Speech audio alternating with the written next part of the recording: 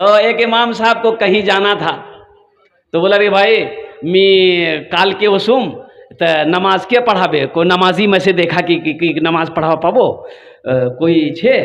तो एक नमाजी बोला कि मी पढ़े दूँ, पढ़ा पाबो, नमाजे पढ़ाना चाहिए ना, की करना चाहिए, पढ़े दूँ। इमाम साहब बोल के चले गए। जोहर के वक्त में आगे बढ़ा नमाज पढ़ाने के लिए। तो ये सिर्री नमाज है, जहरी नमाज नहीं है, यानी बुलंद आवाज से कुरान नहीं पढ़ना है। जोहर में बुलंद आवाज से कुरान पढ़ना है नहीं, आहिस्ता पढ़ता है ना, ये सिर्री नमाज है। जोहर पढ़ा दिया, असर भी पढ़ा दिया, ये भी सिर्री नमाज है। अब आया मगरिब का वक्त, ये नमाज जहरी है, बुलंद आवाज से कुरान पढ़ना है। अल्हम्दुलिल्लाहि रब्बिल आलमीन अर्रहमानिर रहीम मालिकी यौमिद्दीन, बुलंद आवाज से कुरान पढ़ना है। अच्छा देखिएगा, कुर्बान जाइए, हम लोगों की मस्जिदों में नहीं, आप कलकत्ता आइए, लखनऊ जाइए, बंबई जाइए, बड़ी बड़ी मस्जिदों में जहां इमाम साहब नमाज पढ़ाएगा वहीं दरवाजा होता है, वहीं दरवाजा होता है। उधरे से दरवाजा, इमाम साहब दरवाजा खोला, खड़ा हुआ, नमाज पढ़ाया, फिर दरवाजा खोला, निकल गया, बीच मस्जिद से नहीं आता। बड़ी बड़ी मस्जिदों में बड़ी बड़ी ऐसे ही है, ऐसी सिस्टम बना हुआ है। ये मगरिब की नमाज पढ़ाने के लिए आगे बढ़े, नमाज में कुछ भूल गए, पीछे से किसी ने लुकमा दे दिया। क्या दे दिया? लुकमा दे दिया। अच्छा, मसला जानता था ये न था, सोचा रे बाप, मैं सजदा सहू करूं कि नहीं करूं? अगर सजदा सहू कर लेते हैं, अगर सजदा सहू नहीं होगा तो सब पकड़ेगा, क्या हम सजदा सहू कर लो थी?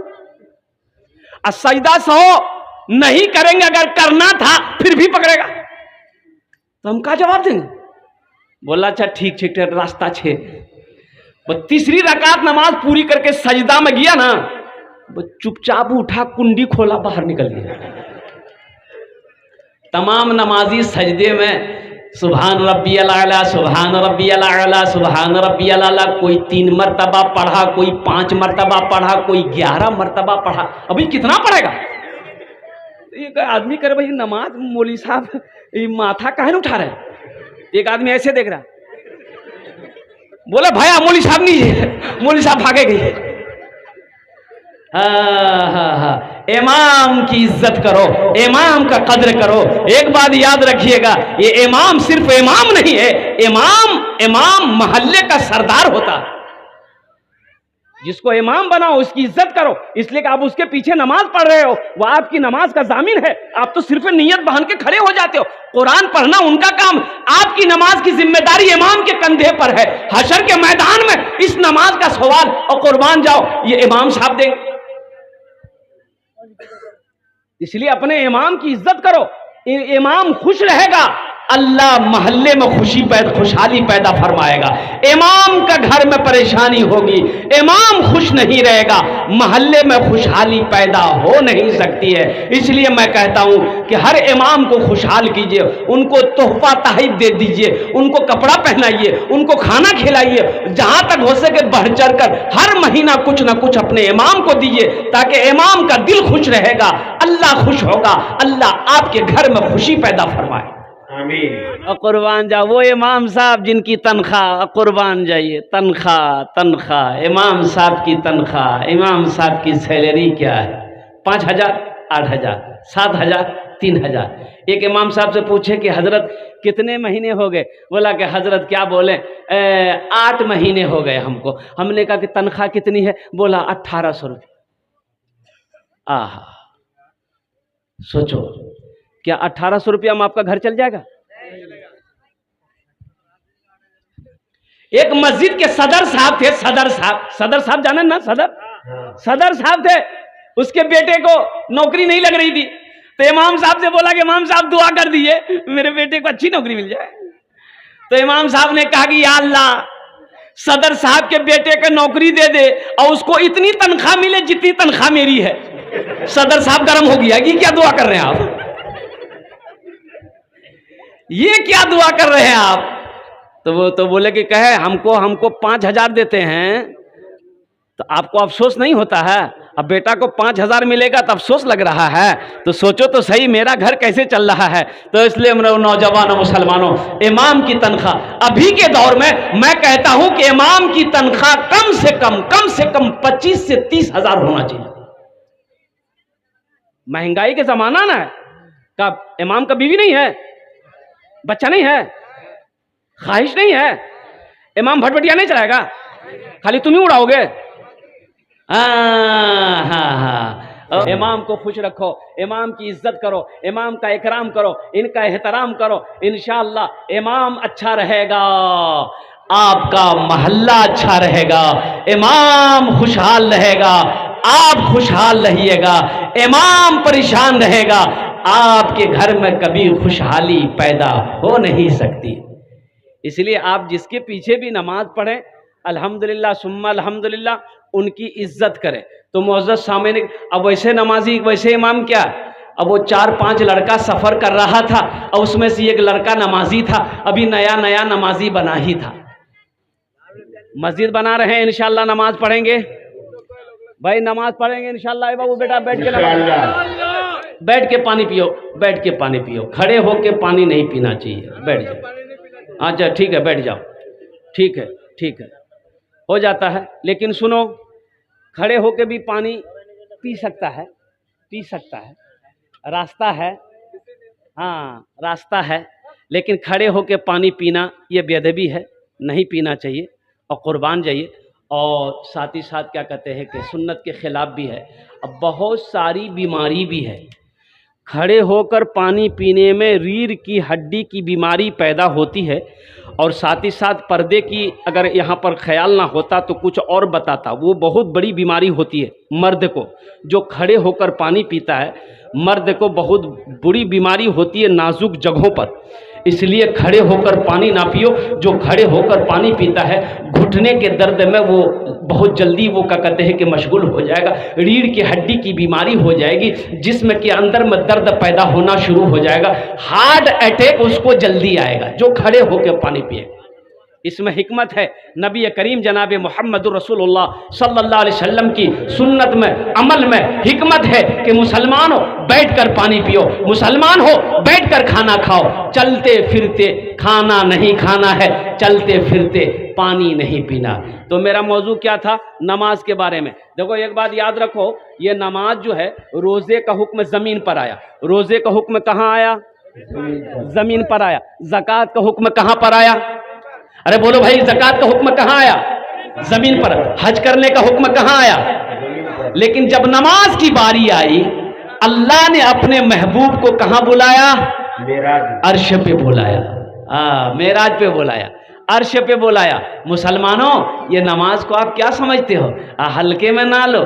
कसम खुदा की ये वो अमल है, अल्लाह आपकी ज़िंदगी को बदल देगा, अल्लाह आपके घर के हालात को बदल देगा, अल्लाह आपके कारोबार को बदल देगा, अल्लाह आपके बिजनेस को बदल देगा, अल्लाह आपके तिजारत को बदल देगा, अल्लाह आपके चेहरे पे नूर पैदा फरमा देगा।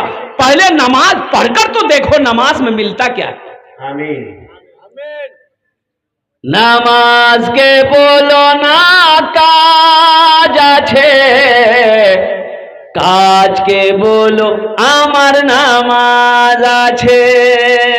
नामाज के बोलो ना काज आछे, काज के बोलो आमार नामाज आछे, काज के बोलो आमार नामाज आछे। अल्लाह ने अपने महबूब को अर्श पे बुलाया। अच्छा, सारी बातें हो गई, लौटने लगे तो अल्लाह ने कहा, मेरे महबूब, मेरे हबीब ठहर जाइए, तोहफा ले जाइए। क्या ले जाइए, तोहफा। तोहफा कहा कि या अल्लाह क्या तोहफा है। अल्लाह ने कहा, मेरे महबूब 50 वक्त की नमाज है। कहो तो नमाज 50। अच्छा ये बात बताओ, अगर वो 50 वक्त की नमाज रह जाती तब क्या होता। अल्लाह, होता क्या, जो पढ़ने वाला वो पढ़ता। अरे जो पढ़ने वाला है वो पढ़ता, पढ़ता इंशाअल्लाह जरूर पढ़ता। ये 50 वक्त क्या, हम कहते 100 वक्त की भी नमाज अगर रहती तो इंशाअल्लाह जो पढ़ने वाला है वो पढ़कर दिखा देता। ए बाबू बैठ जाओ, ए बाबू बसे जाओ, ओखाने बसो। तो छठे आसमान पर हजरत मूसा अलैहिस्सलाम से मुलाकात हो गई। तो मूसा अलैहिस्सलाम ने पूछा, या रसूल अल्लाह, कि क्या मिला तोहफे में। कहा कि मूसा 50 वक्त की नमाज मिली है। तो मूसा अलैहिस्सलाम ने कहा कि अल्लाह, या रसूल अल्लाह, वापस जाइए, अल्लाह से कम करवाइए। मेरी उम्मत के ऊपर में 2 वक्त की नमाज फर्ज थी, मेरी उम्मत नहीं पढ़ पाती थी। या रसूल अल्लाह, ये 50 वक्त की नमाज तो बहुत है, कम करवाइए। तो अल्लाह की बारगाह में गए, कहा कि या अल्लाह, कुछ नमाजें कम हो जाती। तो अल्लाह ने कहा कि अच्छा ठीक है, 5 वक्त की नमाज कम कर दी गई। कितना रह गया? 45। बोलो भाई, 45 रह गई। तो मूसा अलैहिस्सलाम ने कहा कि या रसूल अल्लाह, कितनी कम हुई? बोले 5। बोला एक बार और जाइए। फिर एक बार गए तो अल्लाह ने 5 कम कर दी। कितनी रह गई भाई? 40। मूसा अलैहिस्सलाम भेजते रहे, 9 बार गए, 9 पचे 45 वक्त की नमाज खत्म हो गई, तो 5 रह गई। तो मूसा अलैहिस्सलाम ने कहा कि या रसूल अल्लाह, कितनी रह गई? बोले 5। बोला एक बार और जाइए। अच्छा, जो लोग नमाज नहीं पढ़ता है वो दिले दिल सोचता होगा, एक बार और चले जाते तो झमेले खत्म थे। नमाज का फिर झमेले खत्म हो जाता। लेकिन अल्लाह के रसूल सल्लल्लाहु अलैहि वसल्लम ने इरशाद फरमाया, ए मूसा, अब मैं नमाज कम करने के लिए अपने अल्लाह के पास नहीं जाऊंगा, मुझे शर्म आती है, मैं नमाज पढ़ूंगा, मेरी उम्मत नमाज पढ़ेगी। ये गुफ्तगू को अल्लाह ने सुना तो मेरे अल्लाह ने कहा, मेरे महबूब, मेरा कौल पक्का है, मेरा वादा पक्का है, मेरा वादा पक्का है, मेरा कौल सच्चा है। मैंने 50 वक्त की नमाज आपको दिया, ये नमाज कम होकर 5 वक्त की रह गई है। जो भी बंदा, जो भी बंदी, जो भी आपकी उम्मत ये 5 वक्त की नमाज पढ़े, हम उसे 50 वक्त नमाज पढ़ने का सवाब अता फरमा दें। आमीन सुम्मा आमीन। नारे तकबीर, नारे तकबीर। मौलाना शोरो आलम साहब, जनाब मौलाना शोरो आलम साहब, अल्लाहु अकबर। 5 वक्त की नमाज पढ़ो मेरे बच्चों, इंशाअल्लाह अल्लाह तुम्हें 50 वक्त नमाज पढ़ने का सवाब अता फरमाएगा। मस्जिदों को आबाद करो, अल्लाह तेरे घर को आबाद करेगा। मस्जिदों को आबाद करो, अल्लाह तेरी जिंदगी को आबाद करेगा। और जो मस्जिदों को वीरान करेगा, जो मस्जिदों को छोड़ देगा, फिर अल्लाह उसकी परवाह नहीं रखता है, फिर वो अल्लाह की निगाह में नहीं है। इसलिए मुसलमानों, मस्जिदों, नमाज कुछ मांगती नहीं है, नमाज तो देना चाहती है, नमाज तो नवाजना चाहती है, हम लेना ही नहीं चाहते। भाई मस्जिद जाओगे, नमाज पढ़ोगे तब ना मिलेगा। तो इंशाअल्लाह बहुत सारे नौजवान हमारा सिर्फ जुमा पढ़ता है। आज वादा करोगे इंशाअल्लाह, हमसे भूल हुई है, हमसे गलती हुई है, सिर्फ हम जुम्मन मियाँ बने बैठे हुए हैं। इंशाअल्लाह आज की सुबह से लेकर मौत की सुबह तक इंशाअल्लाह 5 वक्त की नमाज पाबंदी के साथ पढ़ेंगे। कितने लोग पक्का वादा करो, हाथ उठाए, इंशाअल्लाह तैयार हो 5 वक्त की नमाज इंशाअल्लाह। इमाम साहब कल से मस्जिद में जगह नहीं मिलेगी। हाँ, पीछे मोड़ के देखेंगे एक भी नहीं। हाँ, पीछे नहीं, इंशाल्लाह वादा किया है बच्चे लोग। ये सब वादा किए हैं, नहीं तो कम से कम 5-10 तो जरूर तैयार होगा इंशाल्लाह अल्हम्दुलिल्लाह। देखो एक बात याद रखो, नमाज पढ़ो इससे कब्ल के तुम्हारी नमाज पढ़ी जाए। नमाज पढ़ो, नमाज पढ़ो इससे पहले कि तुम्हारी नमाज पढ़ी जाए। बात समझ रहे ना? अरे बात समझ रहे ना? नमाज पढ़ो, नमाज पढ़ो, नमाज पढ़ो इससे पहले कि तुम्हारी नमाज पढ़ी जाए। इसलिए नौजवानों, नमाज को मेरे बच्चों ना छोड़ो। वे मोमिन की पहचान है, मोमिन का मेराज नमाज है।